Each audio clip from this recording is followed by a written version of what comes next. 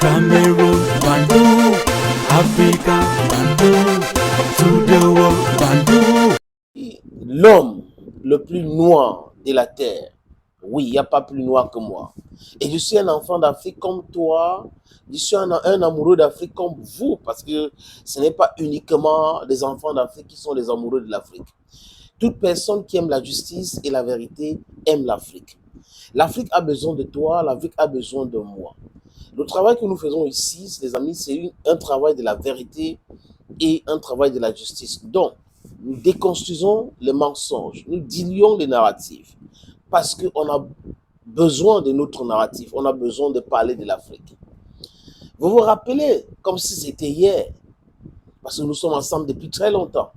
Je vous avais donné une information ici concernant un certain Joseph Figura Martin, en République centrafricaine.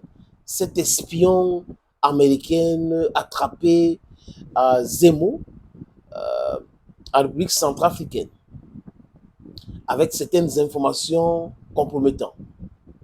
Les amis, aujourd'hui, il y a un journal français qu'on appelle Le Monde qui revient avec cette information. Vous savez pourquoi?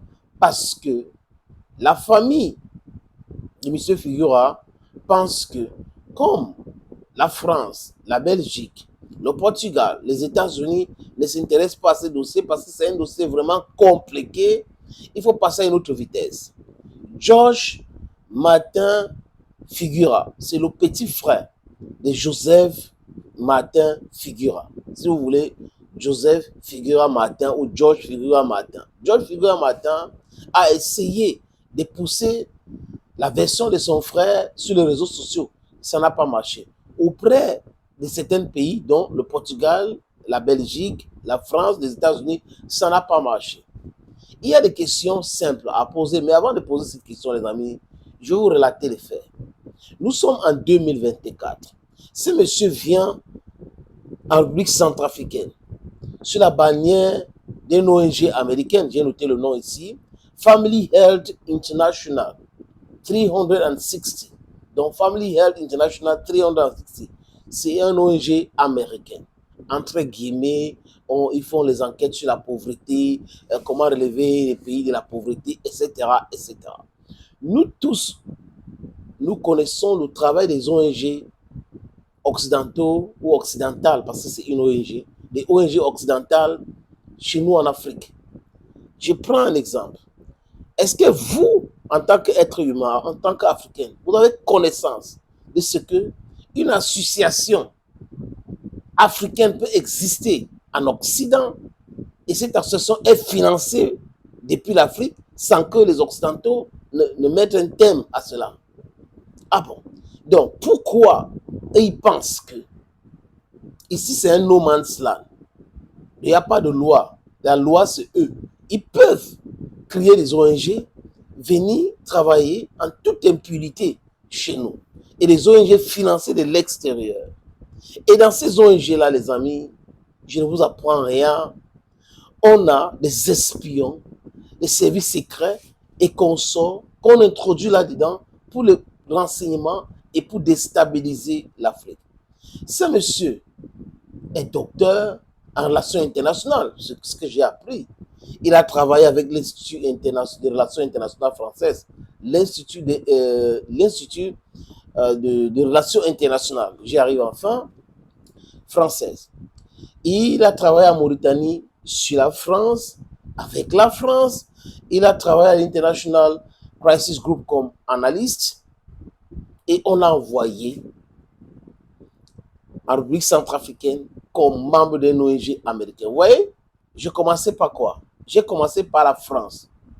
Institut des relations internationales de la France en 2000, où on l'a envoyé en Mauritanie.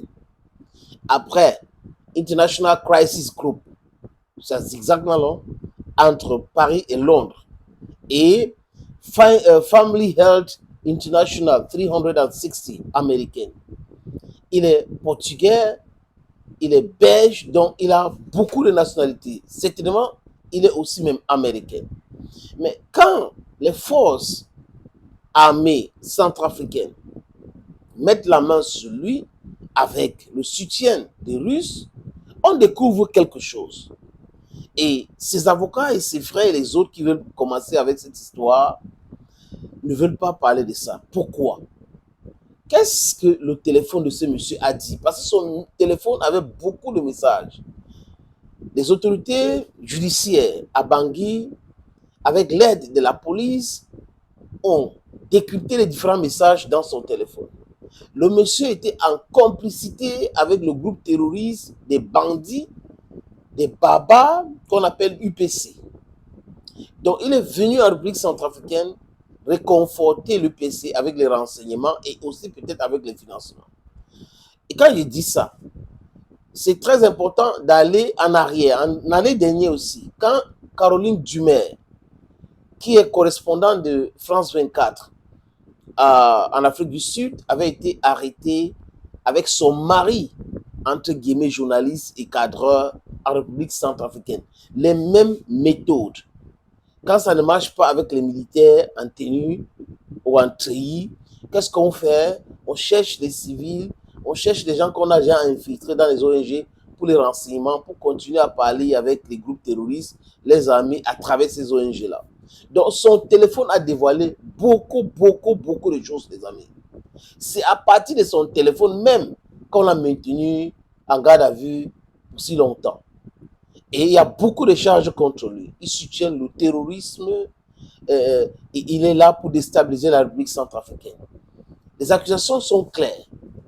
Et je répète encore, imaginez que le monsieur-là était innocent. La terre entière devrait tourner. Les Américains devraient commencer à menacer. La France devrait commencer à mettre la pression. Mais jusqu'à présent, les amis, Protect Humanitarian, parce qu'on dit qu'il est un travail humanitaire, il est venu pour, dans le cadre de son travail dans Family Head International 360, mais que non. Pourquoi Protect Humanitarian ne le défend pas? Pourquoi il ne parle pas de lui? Je répète encore, cette organisation qu'on appelle Protect Humanitarian est là pour protéger tous les travailleurs humanitaires dans le monde. Il ne parle pas de Joseph Figueira Martin. Pourquoi Human Rights Watch ne parle pas de lui? Pourquoi Human Rights Watch ne parle pas de lui? Donc, en fait, c'est un truc compliqué pour eux. Ils essayent de se défendre comme ils peuvent. Mais en réalité, Joseph Figueira Martin, les amis, travaillent avec les groupes terroristes et serait envoyé en République centrafricaine par les Américains avec la complicité de la France, dont le Portugal et la Belgique aujourd'hui sont très gênés de parler de ce dossier. Il doit être condamné en République centrafricaine en perpète. C'est la perpétuité qui doit être requise contre ce monsieur. Pour que le message passe, les autres ne doivent pas ou ne doivent plus continuer à jouer comme ça avec la République centrafricaine. Paix en République centrafricaine, la patrie ou la mort, nous vaincrons. Et pour l'Afrique, c'est très important. L'Afrique ou la mort, nous vaincrons. Thank you, friends, and bye-bye for now.